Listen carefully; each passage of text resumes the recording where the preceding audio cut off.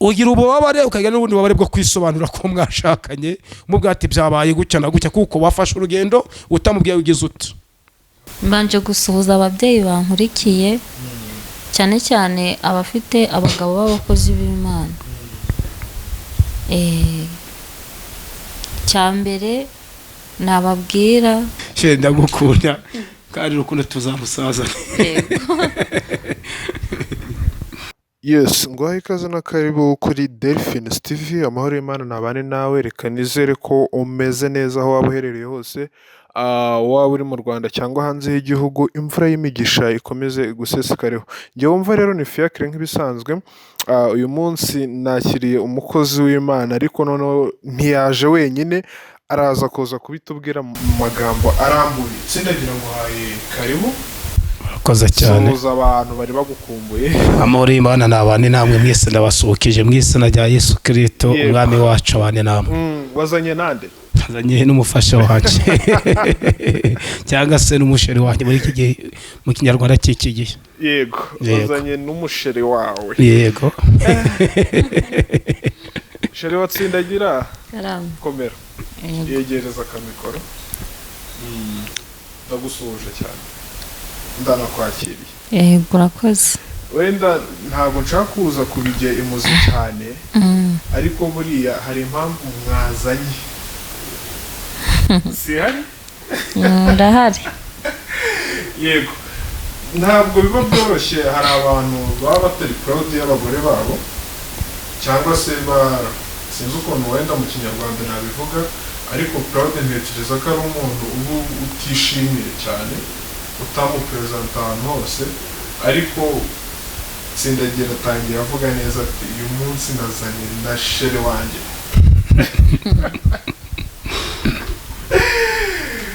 Sindagira. Karame. Ndumva nishimye kubakira uyu munsi. Natwe turakwishimiye nk'umuryango turi twazanye, ntabwo turakwishimiye. Uyu munsi rero ndashaka tuze kwiganirira ku mubano wanyu. Yego. Umubano wanyu ni nawe uraza gutanga ishusho, ibintu muri buze kuvuga ahangaha nibyo biri buze gutanga ishusho y'ukuntu mubanye, kandi si namwe biri buze gufasha gusa, bishobora no gufasha abandi bantu babanye ukundi kuntu. Hari ababanye neza ariko ntekereza ko 60% ingo zubatse ntabwo zibanye neza. Yego. Turabyemeranyaho. Turabyemeranyaho. Yego. Ariko nk'umukozi w'Imana, Yego. iyo niyo titire tugiye kuganira, ariko nk'umukozi w'Imana ndashaka ngo manze usengera abantu. Turagushimye Yesu. Turagushimye kuko abanye natwe mu rugendo twakinyuzemo. Tugushimiye yuko digumeka umwuka w'abazima, kandi abatukurikiranye nabo baracahumeka umwuka w'abazima babwa icyubahiro. Reka uyu mwanya ubane natwe kandi dukomereza amaboko mu izina ryawe Yesu Kristo. Turagushimye kuko uri Imana nzima, uri Imana yo kwizerwa, uri buhungiro bwacu, uri giti cy'inganzamarumbo, uri isoko y'amahoro mu izina rifite imbaraga. Aya masaha turakwingize ngo imbabazi zawe zitubeho, umuco wawe tumurikire, inyenyeri y'ubutabazi ibane n'ubwoko bwawe mu izina ryawe Yesu Kristo. Aya masaha mu bihugu byanzara abagisinziriye, ndakwinginze ngo uko bwacu twabyutse n'abariko babyuka ari bazima mu izina ryawe Yesu Kristo. Uwaryamye asinziriye akaba arwaye umukiriza ubundu, kandi umukomereza amaboko mu izina rya Yesu. Amen. Amen. Amen. Sendaye. Karame. Ninge nawe. Yego nta kibazo. Nanjye ndahari. Niba wanamubwiye naba arabimbwiye.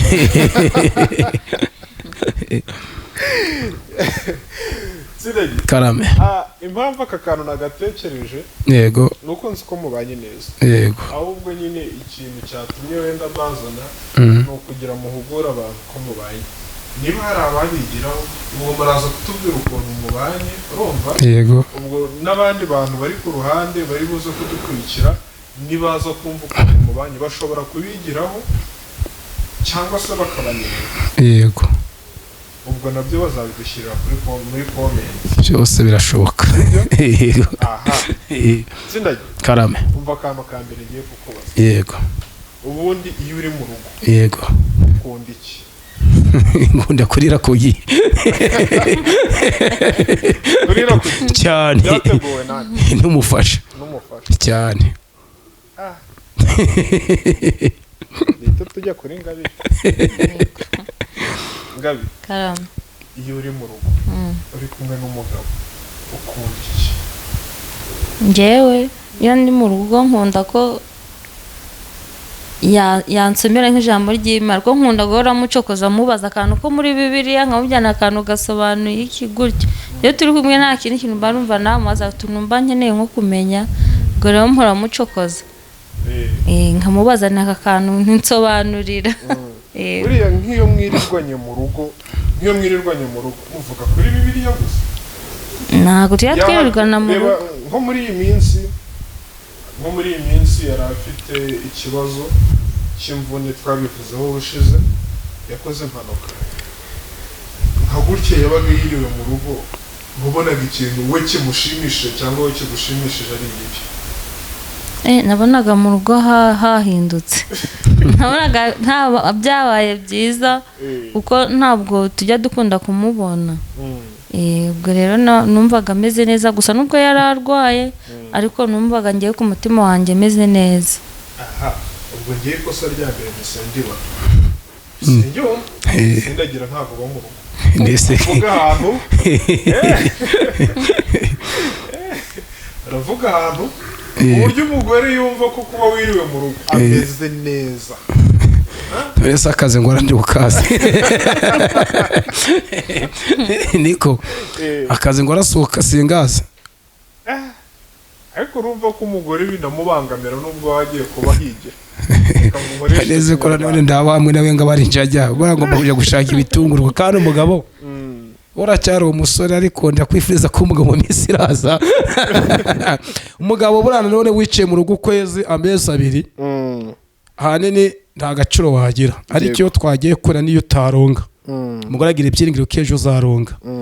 Kuba rero avuga ko ndaba mu rugo ntabwo avuze ko ndi ikirara cyangwa se ko urugo rwananiye, oya yego ariko yavuze. Abantu mwe ntimuze kumva nabi, sindagira ntabwo ari ikirara, ahubwo abatari mu rugo yagiye kubashakira ariko ubwo nabyita ngo amaronko, amahaho y'urugo. Yego urakoze kumfasha. Yego sindagira karame mu buzima bwawe. Yego umugore wawe wamushatse umukunzi. Yego niki kintu cya mbere umukundira?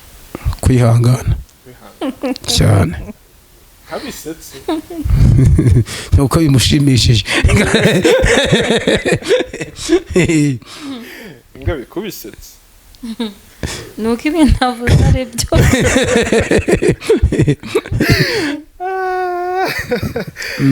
cyaza ndishimye pe, ndishimye. Ngabe wowe umukunzi uwo mwashakanye koko wamwemera umukunzi, ubundi reka mpite ntiwe ahashize ubundi sindagira wamukundiye.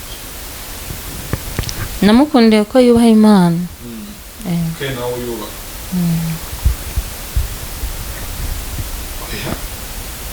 Mubeshya surumva nabeshya. none se aza kuguteretera gutereteshaga ijambo ry'Imana? Twaba tugiye mu bintu byinshi byabaye ibintu bikomeye. ariko sindagira karame tekereza umwana nkanjye kuba ndi kubaza icyo kibazo mana we. neza ariko nibyo rega abanyamakuru nibyo nicyo baba mushinzwe kandi nicyo muhemberwa. ubu nta kikubajije mawe uzahita nyirukana. oya birakwiriye buriya feyake byo buriya ibyo bintu wavuze ni abantu bake baje kuri kamera n'ingo zabo. Yego ntibo bakeya webwiza tukunze kureba cyangwa se hirya no hino, ariko ubwo ngo hatuye umunsi ngiye kuja kuri kamera tugende yareba ko nijoro mukubise ko fata ubuse ndaje kuvuga ngo iki mu gitondo turaje mu mudugudu yavuye mu rugo rwacu cyangwa umutwara sibo. Aha sireye karame iyo uri mu rugo naragusuye nsanga ufite televiziyo. Iyo mwicaye muri salo mwese muri kureba televiziyo, ninde ukunda kuba afite telekomande? ni umufasha.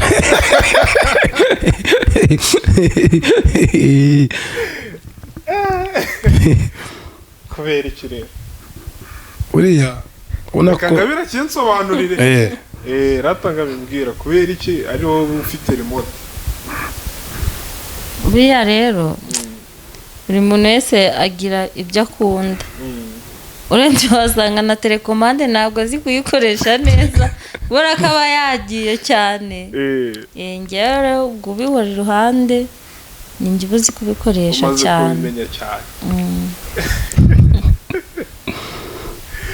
aha muri ibi bintu byombi ni ikintu kimwe ariko kirimo ibintu bibiri. muri mwebwe ninde ukunda kumva indirimbo z'isi cyangwa se z'urukundo, reka mvuge gutyo, zino zitaramye Imana, z'urukundo reka bari ko nzita, ariko bakunda kuvuga ngo z'isi. ninde ukunda kuzumva? nawe aha ninde ukunda kumva indirimbo z'Imana? aha zendagira ubwo ntabwo ajya azumva. kuya ndazumva ariko cyane cyane cyego ko ndi umuvugabutumwa, cyo ndi mu rugo panumva ngomba kureba abavugabutumwa. yego na ndirimbo ngaziramo gake ariko cyane cyane nguri cyane abavugabutumwa. icyo ni kimwe. ikindi ubwo tukiri kuri televiziyo, muri mwebwe ninde ukunda kureba amakuru?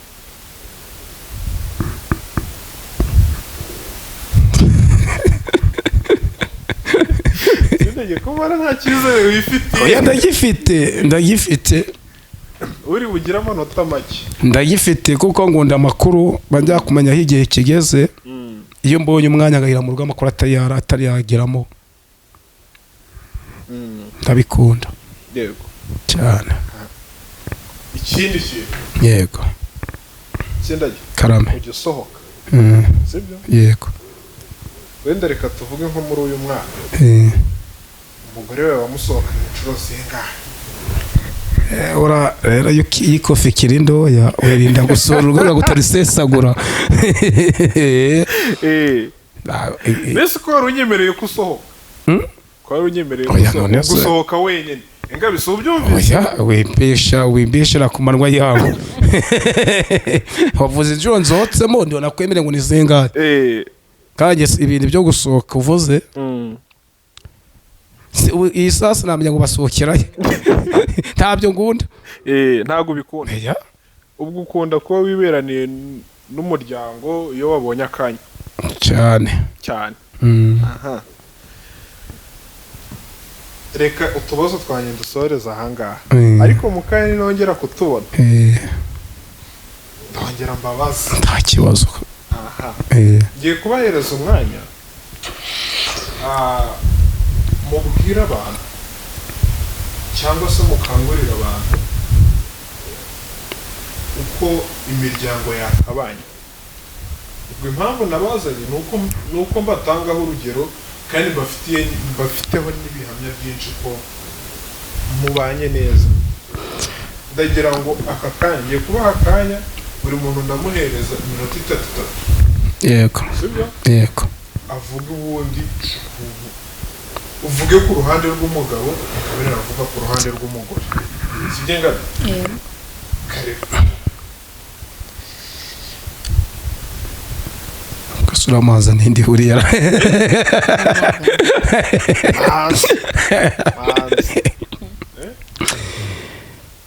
rero ng'umutamu wanjye cyangwa se umufasha wanjye ikintu akunda njyewe twafashe umwanya wo gusenga twembi. iki kintu arakikunda. ibindi akunda yarenga ikintu twasengeye twahuje umutima, ikintu nawe iyo duhuje umutima cyane cyane tukabyuka ngo mu masaha ya saa 9 tugasengera ikintu ntabwo cyamara kabiri tutacyakiriye. yego ko tuba twashize umutima hamwe. ntabwo njisigarize rero abagabo bagenzi banjye cyangwa se bavuga butumwa bagenzi banjye gufatanya n'uwo bashakanye bagashira hamwe. iyo mwashize hamwe, iyo ikibazo cyaje muracyakirana mwembi. iyo wabuze amafaranga muri guhuza ntabwo agira ikibazo, menya ko borokaje zaje mu rugo. yego ariko iyo mufatanyije mugasenga ukabwira ati uyu munsi mfashe urugendo, umufasha akamenya ko wafashe urugendo, n'uyu ugize ikibazo muri icyo gihe amenya ko wagize ikibazo abizi. Ritanga urugendo ejo urugendo impanuka yarazi ko nafashe urugendo ngiye i Kigali kandi no kuyikora ndamuhamagara mubwira ko ngoze impanuka kurageza impanuka kuko yarazi ko nafashe urugendo. Rero yo ufashe iyo mutari kumvikana ngicyo gihe ukagira icuba mu nzira bafashe urugendo, ugira ububabare ukagira n'ubundi bubabare bwo kwisobanura ko mwashakanye mubwira ati byabaye gutya na gutya kuko wafashe urugendo utamubwiye ugize uti aho ugiye. Nganye niyo ngiye mu muki mu mugina bwandi aka kanya ndagiye ngiye gutembera mu muki, yego gatanasha kumbya ngo ngiye kwa runaka ariko abazi ko ngiye hehe aho ngaho hafi yo mu rugo. Niyo n'umuntu bamagaye ngo ni musengere wo hafi nabyo ngiye kwa runaka ndonda kandi ngiye gwirute ngiye gusengera. Bivuga iki? Ndashaka ngo mbugurira abantu bubatse uko byaba bimeze kose. Ubundi ijuru rya mbere nizo nababwiye ijuru rya mbere riva mu rugo. Igihe uza utari kumvikana n'umufasha wawe sinibaza ijuru urimo ijuru kwerekezamo ngo niriye. Ubwo muri make yego umugabo agomba kudekarara buri activity kugira ngo umugore n'ikibazo cyavuka umugore ntibize kumutongora cyane. Bagabo murabe mwumva kukuri hari ikindi kandi bano umugore nawe yarakwiye gufata urugendo atabwiye iki umugabo.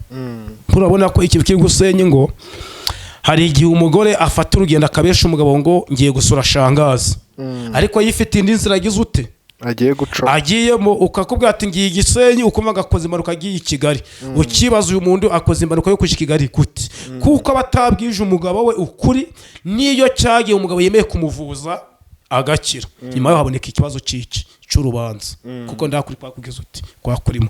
Ndashaka renga abantu baje mu ijuru ng'abagenzi bazi Siyoni twubake ariko twubaka urukundo abantu bagirana urukundo. Uvuza ko kantu mpita nibuka hari gucamo nk'imyaka igera mu 8 umugabo yahamagaye umugore ati se umugore wanjye uri hehe ndi mu kazi ariko ndataha ntinze.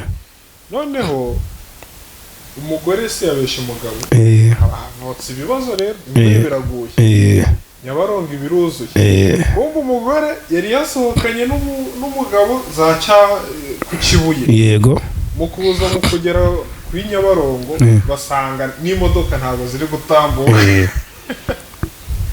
kandi umugore yabeshe umugabo ko ari hehe ari mu kazi ati se umugore wanjye uri hehe ati ndi mu kazi. Umugabo ati rero reka nze kugufata atoya si ngombwa wikwiye gusa umugabo atari kumugore ukumuzamuye kumurimo kugera mu ndasanga ati se uri hehe nyaboneka noneho wabonye atoya ndacyaka kandi umugabo ari hehe ari ku kazi ngayibaza nganye ngo impanuka y'Igisenyi navuye ngo ngiye Kigali sanda bangozwe n'isoni sinzi ibyo ari kwisobanuraho ari kubikora yari yangana kumvuza ariko byinakira niko ari kuje muri senda ingazi no tugeze ubwo ugiye kuvuga ku ruhande rw'abagore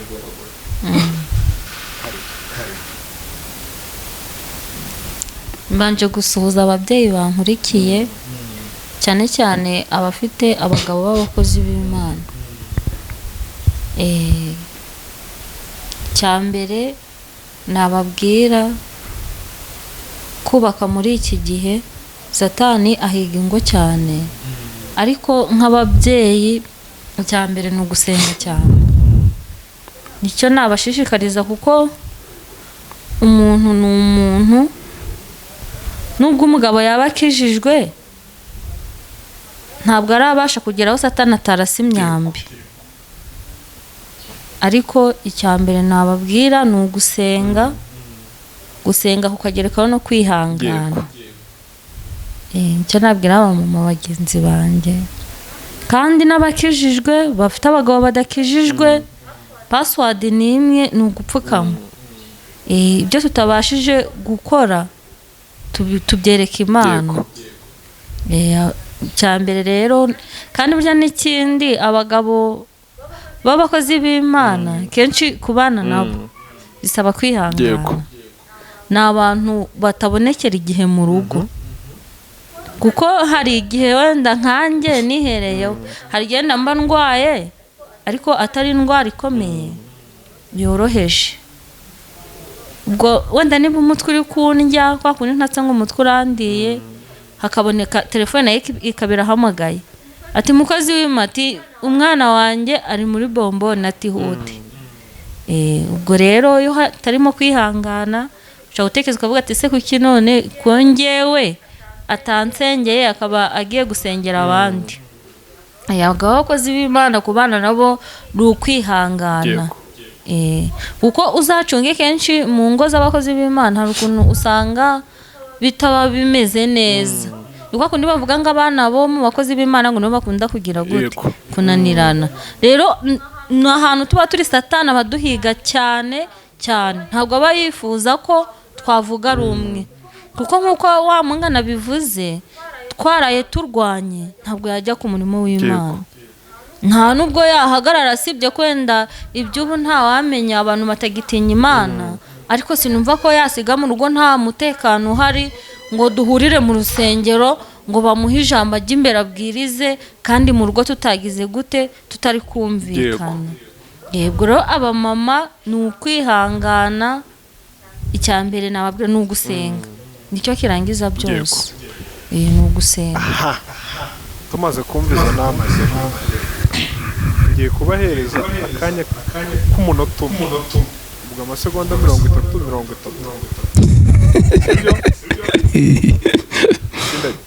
karame wamuterura wamuhobera wagira gute umubwira utugambo ku buryo ndabona amenyo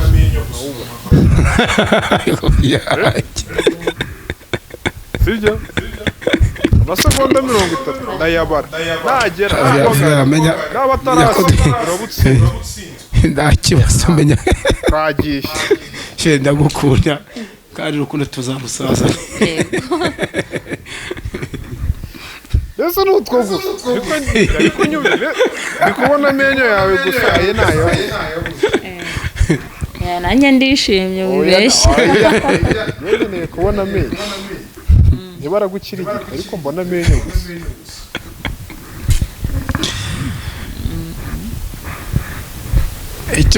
ikindi kubitwara uko mukunda sinzi ikintu ushaka bimenya ko turashaje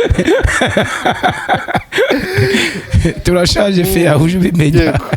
Aha ingabi nawe mubwira utugambo amasegonda 30 turi kugana ku musozo. ntajya ntubizera sinukunda nabizira ngunda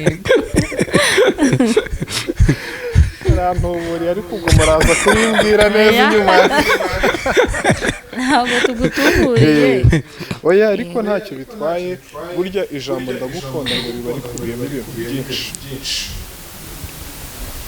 Ikindi gihe haba hakubiyemo uzajya cyane ko nakubwiye ko iyo ndi mu rugo ngunda kurira kugeza nabikubwiye mpamagara nzakwitaba gutyo n'utwo ngutwo. Ubwo rero ijambo ndagukunda ko hari ibintu byose turi kugana ku musozo sindajye wasenga turi gutangira yego senge turi gusoza niko kure. karibu mwisengesho. Mana yacu Imana nziza, tagushimye Yesu, Imana ifite imbaraga n'ubutwari n'ubworo, turacyagushima turi imbere yawe, turi ahangaha kuri kamera, turagushimye tukweretse imiryango yose iri butubone, nyaguhora ku ngoma nayo itwigireho kandi uyishoboze. Dusengeye ingo zirimo amakimbirane kugira ngo ugere muri izo ngo witwa Imana, nyaguhora ku ngoma witwa nutange kumvikana, niwe utanga amahoro umuntu akajya bagasinzira, wewe ufungura amarembo y'ubutabazi, wongera uhagarare ku ngo zubatse n'abari gushaka ko bakingo uzubake uzihagarareho, uri data efo tasi efo, ni wewe uhindura ubuzima bw'ingo zubatse kuko uri umukozi wewe w'umuhanga ukora imirimo n'ibitangaza, utange guhuza mu rugo, wewe ufungura kuko uri amarembo, Imana ishobora byose, kuraho borokaje ngaho mu ngo ukomeze zubatse. kubana natwe kandi ukomeze kugira neza ubwoko bwawe Haleluya. budukurikiye, mu izina rya Yesu Kristo, amen amen amen.